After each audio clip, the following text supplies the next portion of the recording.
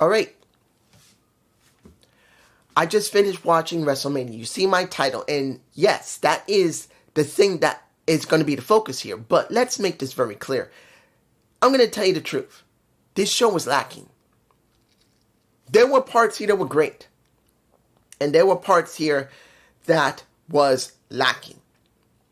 The ending was totally lacking. And what I told you guys for nearly a year now, has come to pass. Look at what we got in this. Look at WrestleMania Night 1. Look what happened. I heard JD. He found it as the worst show. If it wasn't having the main event, making it great, it would have been the worst show that the beginning of TKO has ever produced. It would have been the worst of any WrestleMania that has ever been thrown when it used to be a promotion. Because I'll say this, no matter what anybody says, this is not a promotion. WWE is not a wrestling promotion anymore. It stopped being a promotion when it got absorbed by a corporation. It is a satellite company just like TNA is. TNA is a satellite company that has its roots as a promotion. It will always have the roots as a promotion, but it's a satellite company. And that is what it will always be until it's sold to someone who wants to make it a promotion again. WWE is the same way. When you look at this show, this was all about this. Tell me how many advertisements did they throw into this show? They threw a good amount of advertisement in the show, like last night. So much advertisement. And there's nothing wrong with it. But let's make it very clear. Regular promotion, even when Vince was running it, he wouldn't make the entire show about advertisement. You would see some advertisement and more wrestling. Now you're getting more advertisement than you're mostly getting wrestling. Even when the wrestling's going on, they're almost doing advertisement while it's going on. So it's like it doesn't feel natural. It feels forced. Now, do the guys there like Pat McAfee as well as Michael Cole and Wade, are they having fun doing their work? Yeah, you saw at one point Pat said something offhanded, and you see Michael Cole burst out into laughter. He's loving what he's going through in this new era compared to what he had before. And I'm happy for them.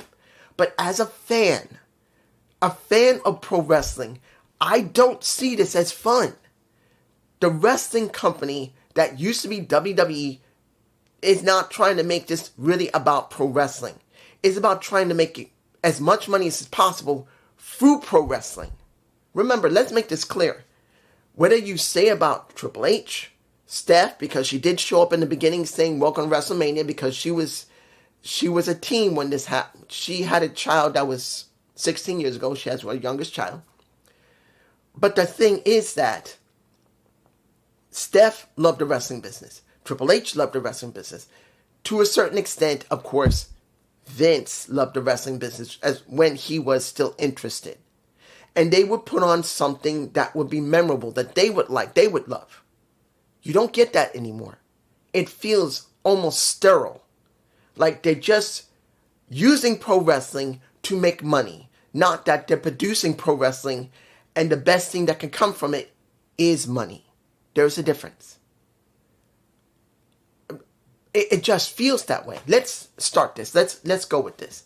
First thing, I lost track. I think there was at least 5 to 8 advertisements throughout the entire show. I think there could have been more. I counted roughly about 8. I think about 9, and they took up some time as well. So for me, I didn't like that. It could have been 6, and that would have been good. But that was me. If it was 9 or 8, that's what it was for me. The first match. We got the women's triple threat. The Rhea...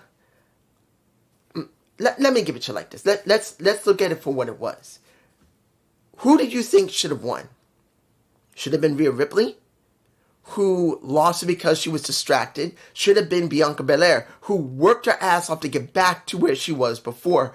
And Rhea didn't even try to do that. And then there was Io Sky, who was basically the afterthought out of the entire thing. Where everyone is saying that Io is really not being utilized and not really caring about her. Seeing go like this is cute and all, but Was she more than what people thought she was? This is what the premise we got. And the story was pretty well done in the ring. I did enjoy it. I was wondering when you're going to see Bianca use that hair of hers and whip somebody either in the ass or in the abs, and it was Rhea Ripley who got whipped in the abs. But you did not see a Rhea turn heel because she's still whatever she is. She's mommy. Then you got Bianca, where a lot of people think she should have turned heel. And she should maybe turn heel after this. She should. Because she's been the same thing for a while, and maybe she should turn heel and join Naomi. At least then you'll do something with Naomi, but you get my point.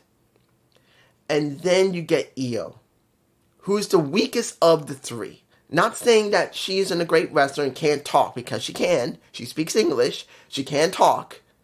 But she hasn't been pushed like everybody else, particularly since Damage Control disbanded. She wins. She retains at WrestleMania. To be honest, I don't know if that means anything. Because remember, guys, this is not about how the great spotlight you get in WrestleMania. It's about what they do with you after WrestleMania. Because literally, when we see the ending of this, and yes, Io wins, what do you think they're going to do with her now? Is she going to continue dealing with Asuka? Well, will Asuka come back? Maybe Asuka will finally come back. Or Kairi, for that matter. I don't know. Are we going to still see Bianca and Rhea Ripley only? Is that all we're going to get? This is a big question mark.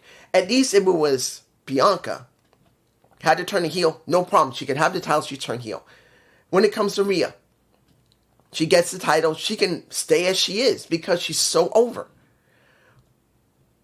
But Io, as the retaining champ, unless they do something interesting with her, that's all she's going to be. She's just holding on to the title until they're ready to make her drop it. And to be honest, I don't like to see that. Now, will we get some more development for her? I don't know. They should, since they gave her this moment. But if they don't do anything with Io, and she's only just holding the title just to do matches, that is such a slap in the face. Because after all these years of her faithful service, she should have more than what she's got. I'm hoping they'll give her something, but I don't know. But then, what do you do with Ripley and Bianca? The best would be for Bianca to turn heel and just keep Rhea as she is, but eventually get the title back. That's what it looks like. Let's move on. Next match. Sin City Street Fight. Drew versus Damian Priest. Now, I knew the match was going to be good. And it was pretty damn good. Seeing that, let's make this very clear. Drew coming out as Doom Guy. The new Doom Guy for the new game that's coming out. Because like I said, there was a lot of advertisement on the show. Just like with Fatal Fury, yesterday, we got, what was it, Doom Ascending or something? Or Rising? I can't remember right now. Ascension or something. I can't remember what the name of this new game that's coming out soon. But Drew comes out as Doom Guy. Then Damian Priest came out with the guy from Slayer. Now, I'm not going to lie. I haven't heard Slayer's music much. I'm not really a big heavy metal fan. Doesn't mean I don't like rock and don't like sometimes heavy metal. There's certain songs on Metallica I love. But I'm not always into heavy metal or rock. Now, mind you, it was nice to see him there. And it was cool just to see him. Because he was one who did the rip. And it was a nice rip. And we had a good match. In the end, Drew wins. Now what? It's going to be a big question. What did they do with Damian Priest? What did they do with Drew? Drew has been a bitch for nearly a year and a half. Crying, bitching, and moaning. Now, I could say 2 years, but I say a year and a half. Really, it's been that bad about a year and a half. Bitching and moaning. Now he wins. What do you do with Drew's character now? What do you do with Drew's direction now? I don't know. This is, like I said, before this match even happened, I said this has to be over with Drew. Drew has to drop the whining and complaining. because we've seen it for so long. Doing it on Punk, doing it on the Bloodline, doing it against Jay, doing it against Sammy, doing it against everyone under the sun, and never accepting that he made the mistake himself. He's never corrected himself. And now he's allowed to win this match against Damian Priest. But now, I don't even know where they're going to go with him. Because they need to go somewhere with him. It would be good if they go in a new direction with his character. But do I believe they'll go there? To be honest, no. I have a feeling that creative is going to leave him exactly as he is. He's going to keep bitching and moaning and trying to win. He'll win sometimes, and when he loses, he'll attack somebody. He'll make this about making a war from somebody who's telling him, Drew, you know it's your problem. It's you. You got a problem. And then he goes after that person. That's the way it feels. Damian has felt like he's been going like this steadily. And I'm hoping that they'll rebuild him up since the Terror Twins finished. Because he was here at the Terror Twins. And he's just been going like this. He's somewhere right here. Like, this is the top. He's just above mid-card. The question's going to be, what would they do with him next? I think he's done pretty well for the last 6 to 8 months. So the question's going to be, what do they do with him now that everything's going to be reset, hopefully, on the main rosters. Next, the Fatal 4-Way for the IC title. Dom, Breakker, Finn, and Penta. Now, here's the thing. Did I believe Braun Breakker was going to retain? No. I knew it was a good possibility it was going to either be Finn or Dom. Definitely it was going to be possibly Dom, because you've been seeing this for a couple of months now, easily, like 3 months, that Dominic has been the focus of Judgment Day, that he's helped either Finn Balor, he's helped to try and deal with things when it comes for Liv Morgan. He tried to get matches for everybody before. When it came JD McDonough before he got hurt. And I can't believe how badly he got hurt. I'm hoping he's doing well. But before McDonough was gone, he was also working with him, trying to get stuff done. So, it's been about Dom for quite a bit. So I figured that Dom was going to be the focus sooner or later on getting a title. And this is what it culminated on. Because Finn has not been trusting Dom for a bit. And finally it came to a head when Dom had to choose, is he going to try and take out Finn or pin him? And he tried it. And Finn abruptly tried to stomp a hole in his chest. As the OJR said, stomp a mud hole in it. He's stomping a mud hole in him. Let's make it very clear. It had to happen sooner or later with Dominic. Dominic has worked in a team for quite a while. When Judgment Day happened, and he turned heel, and everyone got behind him as a heel. And now, he has a championship. Do I believe it's the right decision? Yes. Because at this point, Judgment Day has no leader. Finn has run his course. And it's not going to be Carlito, because Carlito's acted like a moron. To be honest, I wish Carlito had not done the Caribbean Cool line. Let's make this clear about Carlito. Carlito Colon, who did have a good run when he was in there and then left, had developed himself. The guy looks like this. He looked great. But once he came back to WWE, they threw him into the same character, or he wanted to go in the same character he did before. And I had a feeling, you know what? He didn't need that. They could have developed him. And he has been nothing but a background character. He could have been much more. But either they didn't want to develop him, or he said, let me stay as I am, which was, if he did, that's kind of stupid. So, excuse me. Sorry, my nose has been stopped up. Ugh. But, now, it makes sense as Dom. Do I believe Finn is going to still be part of Judgment Day? Yes, at least for a little while longer. Because at this point, I don't think Finn is just going to leave immediately. He'll probably try to apologize to Dom, or, I could be wrong, they'll wait until Raw, and then when Dominic comes out with his main squeeze, he'll get attacked by Finn. Finn will be his first real opponent. But I do believe Finn will apologize to him. They'll wait a couple of weeks, and then they'll have Finn attack a Dom to try and get that damn title away from him. But that will be probably after Braun Breaker gets his rematch clause. That's what I believe will happen. But I'm going to say this. When Dom first came onto the roster, I was not happy. I am telling you right now, I was so pissed off that Dom came on the main roster instead of going to NXT to develop himself. Because you could tell he had the skills in the ring, but everything else sucked. Not until he went to Judgment Day and worked with Adam and everybody else did he finally develop himself. So I am glad he's finally developed and he's on the main roster. I am so glad he is there. Now, this is where it gets interesting. Woo! I know people were waiting for this one from me. I know people who know me, they're going to want me to talk about this with Randy Orton and his unknown opponent. Now, there were rumors of possibly Joe Henry going to do something on the main roster. But due to the fact of an executive who didn't want him to work with The Miz and have the job to him, that got egg sixed. Now, here's the thing. That would have still happened. Let's make this very clear. This would have still happened.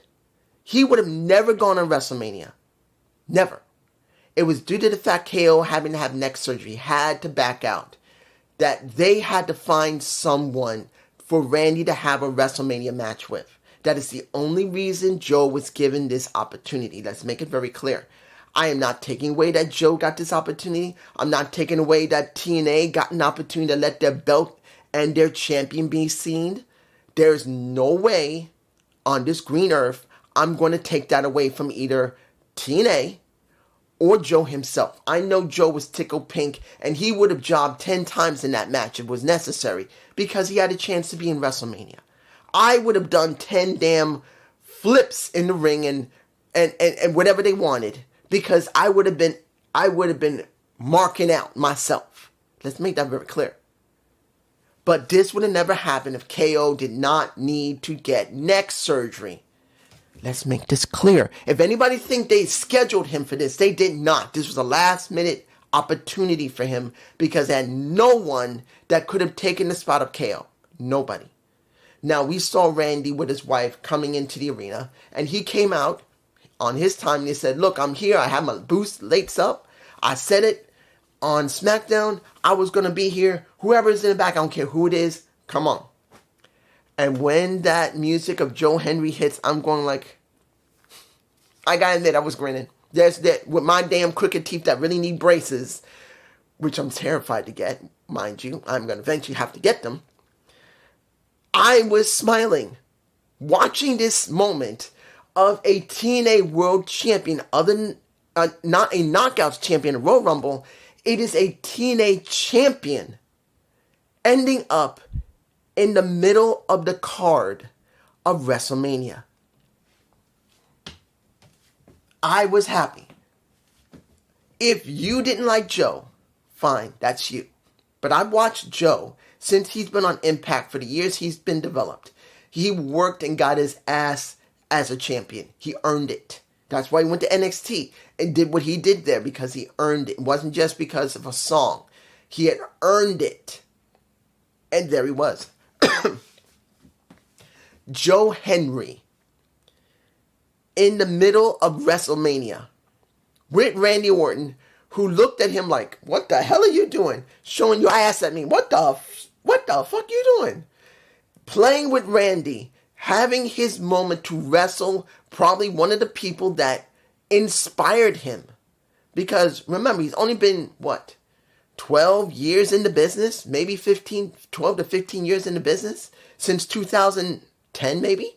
He might have been doing the business, well, at least trying to learning to be a wrestler since 2010.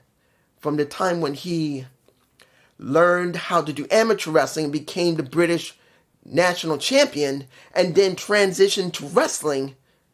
He's probably been doing this 15 years. And now he's facing someone that he probably watched when he was going to college. There There's no way he wouldn't be marking out and be happy. And he got RKO'd for his pleasure, because once he thought he had Randy and he did the kip up, turned around looking like this, Randy grabbed that neck and did that RKO on his ass, and he was done. He was done. At least until Randy, after he was finished, does the Joe Henry pose. Well, that was after he does another RKO, because he congratulates him. He said, "You did great. Raise your hand." And then he RKOs him again. And then he does the Joe Henry with the RKO mixed in.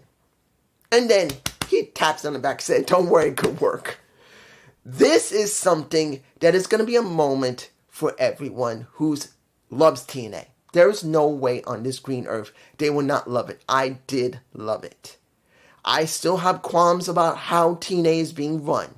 And I'm making this clear, because when TNA comes on, it's not like I'm going to be so nice to them that anything that comes on that damn show that sucks, I'm going to say, "Well, it's not that great. It's all right." No, if it sucks, I'm going to tell you it sucks.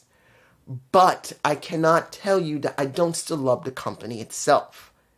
Even though it is a satellite company, it is not a promotion anymore. It's still a satellite company that once was one. I still love it. And there you go. Moving on. The next match, which pissed me off. It pissed me off. Now, I did find out that Bayley got beaten up by Liv and Raquel, and she could not participate in WrestleMania. They took her off. And for what I understand, she's not hurt. She wasn't hurt. I could be wrong. You guys can tell me below if she's hurt. She's legitimately hurt, and she had to be taken off WrestleMania. But as far as I know, she was not. They just pulled her from WrestleMania. And they replaced her with Becky. Let me get this straight. You spent all this time, and mind you, I still don't know if Bayley is injured. If she's injured, fine. They had to replace her. They did it with Becky. Fine. But if Pam was not injured, she had no problems, she had no emergencies, nothing. They just set her up getting beaten up, and they replaced her with Becky because they wanted to have Becky and Lyra Valkyria win the titles so they can be together, because that's one of the things that Becky wanted. I'm sorry.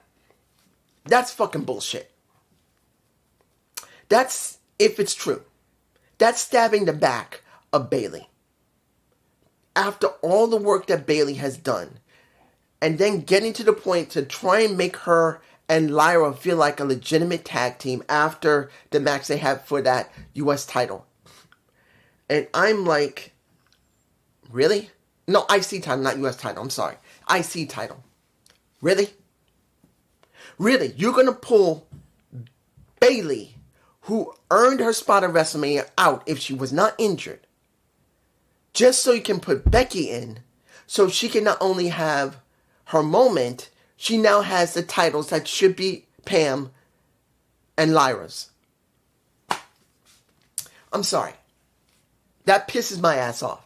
That if she's not injured, and they just did that because Becky wanted it, that's fucking bullshit. I don't fucking care that she's back. I don't care if she's going to do great work.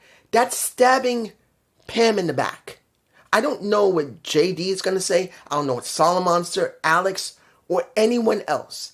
If it is found out that Bayley was not injured and she had no emergency, there was nothing wrong. There was nothing wrong with her contract. She had no sicknesses. She wasn't injured. They just got her beaten up so they can swap her out for Becky because that's what Becky wanted, and made Bayley not have the ability to even show her face at WrestleMania. They could have showed her on crutches, and that she could at least have come out to see them.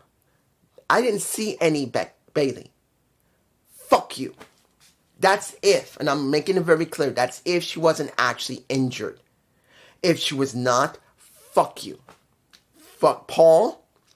Fuck Becky. Fuck whoever came up with this decision on behalf of Bayley. Fuck y'all. I don't care. But like I said, I still don't know. As far as I can tell from what JD spoke up, because he spoke about it, that she was pulled for no reason. He's going, why the hell was she pulled? There's no report she's injured. If she's not injured, fuck you. Moving on. The next match, which is the last match, which I'm like, really? Really? John Cena versus Cody Rhodes for the WWE Championship. If John Cena wins, it'll be 17 times. He breaks Ric Flair's record. And he's made it very clear when it's December and he's retiring, he's taking the damn title with him. Let's put it in this respect. What is the back? What? You see, I'm mad. I am actually mad. I don't know about anybody else. If they were fine with the ending, fine. But me, it was lacking. But you look at the match. The match was fine. And almost forgot. Stone Cold came out. Almost forgot before we get to this. Stone Cold came out.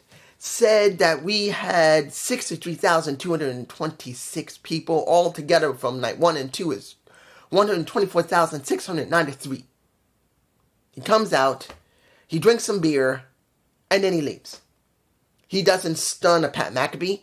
I thought he was going to stun Wade Barrett. He did not. And he didn't stun Michael Cole either. He just came out, said it's wonderful and everything. And what we got here, he tried to act like the count was wrong. There should be more people. He started acting like it was counting. He always stuns somebody. And they didn't do it. They cut his time short. And I'm like, really? He doesn't stun anybody? He just drinks some beer after announcing the numbers? And that's it? And then he crawls over these steps accidentally that was set on the side. I'm like, that kind of sucks. Because I wouldn't have minded him stunning Wade Barrett or Pat Mac. That would have been cool. But back to Cena, back to Cody. We see the crowd. This is the one thing that's the most important here. The crowd was the key here. The crowd booed Cena because they said he couldn't wrestle. And he was very methodical. He didn't act like himself normally like he always does. He was incredibly methodical, smiling, having an attitude. Basically, he would have done this if he had to do it. He did things not like he normally did. He did it so slowly. Yes, he did the shoulder blocks, the shoulder tackles. And instead of going to over Cody doing You Can't See Me, he does it to everybody else. And guess what happened? This is where it gets interesting. He started winning over the fans. This is where the craziness of John Cena comes in. John has always had this weird reaction where he splits the crowd of either hating him or loving him. That's how it is. And Taz once said it a long time ago, and I do agree with him, even though most of it I don't think it's right. But he says, if you get a reaction, that's all that matters. And he is right. But sometimes you really need a clean reaction, not just a reaction, period. And in this situation, we had most to a large chunk of the fans who were booing John transition over to cheering for him. And at one point, Cody was becoming the bad guy. And I'm like, damn, dude. Are they really, the fans there in Las Vegas, really transitioning over to believing in Cena, even though Cena's not going to change his attitude now? He is still going to be a heel, but you're now cheering his ass. And by the time it's nearing its end, the ref gets nailed due to the fact Cena tried 3 STFs, I believe, and I do believe he did 4 AAs on Cody, and also at least 2 or 3 STFs because he had to keep dragging him back to the center. Eventually, Cody kicked him into the ref. The ref was stunned. And then here's where it got like bullshit. This is where they fucked up so badly that I'm like, where the fuck is him? I think I got the pictures in my face. It is Travis Scott, the one who perforated Cody's eardrum. Guys, I want to make this very clear. This is not about Travis. Hang on a minute. This is not about Travis Scott. Yes, He acted like a fucking fool when he was at Elimination Chamber. He was. Smoking in the ring. Then not really hitting Cody correctly. Perforating his eardrum. Messed him up. But seeing him get basically what he wanted, and that was getting crossroads on Travis Scott, was fine. But the way you saw how this went, you see Travis comes to the ring with that damn title of his and his music playing in the background. They both do this. He gets onto the ring. He's holding hands with John. And I'm like, what the fuck is this? And I'm thinking, okay, when is he coming out? The Rock. The Rock's going to have to come out eventually. Maybe he'll come from the crowd, maybe the fans. Maybe he's hiding. But that wouldn't make much sense because the final boss doesn't need to hide. He would have just came down with Travis and that would have been the end of it. But he didn't. And then Cody tries to nail and does the stupid babyface thing of he's got the title from John. John was about to hit him. He got it. He dragged it away from him. He's about to hit him with it. And John's going, please, no. And he says, I can't do it. Nut shots John. John nut shots him. Then hits him with the belt. The ref gets back in the ring. And then, finally, he becomes a 17-time champ. Now, at this point, I'm thinking we didn't see The Rock. He's got to show up now. The music's got to hit. And he's got to be at the Titantron or up the ramp. No. I think I got the shot of Travis Scott and John up the ramp. I think. I'm not sure. I'm like, you had Travis Scott come out by himself. Nothing looked right. Something looked off. Then Cody acts like the stupid babyface. And instead of just hitting John or just throwing away the title, hitting him, he doesn't do it. He just stands there like, I can't do it. Gets nailed in the nuts. Gets hit in the face. He loses. But the worst thing is that the person that instigated this entire thing, which was the final boss, he wasn't there. He didn't show up. He didn't come down the ring with Travis Scott. And he was not up the ramp and at the Titantron. Guess what?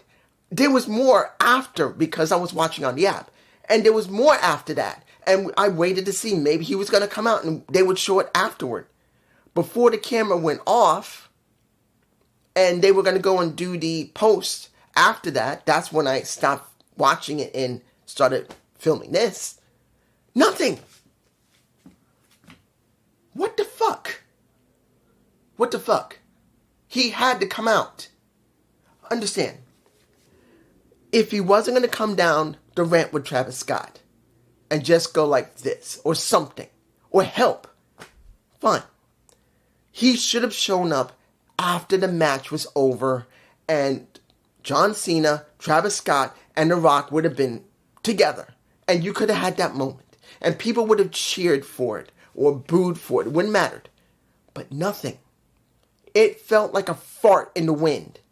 Like there was supposed to be something extra that was supposed to be done and there was fucking nothing. This was fucked up. Maybe I should change the title from The Rock, they needed The Rock, to this was screwed up badly. Because that's what it feels like. They screwed up the ending. John Cena, yeah, getting cheered by the fans was not enough. They needed the damn Rock. He didn't come out in the beginning, the middle, or the end of the match. Nothing. This felt stupid. This didn't feel like it was high quality. I don't care about the production value. The production value was top notch. You see Logan Paul. Oh, I forgot. Logan Paul versus AJ Styles. I forgot that match. Because this pissed me off so much. And I forgot it. I'm sorry. I just remembered. Good match. You can say a lot about Logan Paul. You can say what he did in all those years acting stupid as a YouTuber. But he's earned his chops as a pro wrestler. He knows how to get things done. And seeing him win due to the fact of the brass knucks, I think I got a shot, that AJ didn't want to use brass knucks that Karrion Kross took from Logan Paul's friend, and he threw it and then hit him in the face, and then Logan punched him in the face. That was done pretty damn well, and that got Logan over. And now you're going to have Karrion Kross and AJ, they're going to do something. But I'm telling you this. This was fucked up. This was fucked up. This was messed up. I don't know if I'm going to keep the title. I think I might change it. But guys, tell me below. Did you love this WrestleMania? To me, most of this WrestleMania didn't feel right. It felt crappy. But I expected that the ending of the show would really cover for it like it did in night one. It did not. There was no damn Rock. You got Travis Scott coming down by himself. It didn't feel important. And then when the match was over, there was still no Rock. Nothing. And they go to the post after that. The talk after WrestleMania. No. This bullshit. I found this to be one of the worst second nights of WrestleMania. This bullshit. I hated it. This is just me. You guys tell me below. Peace.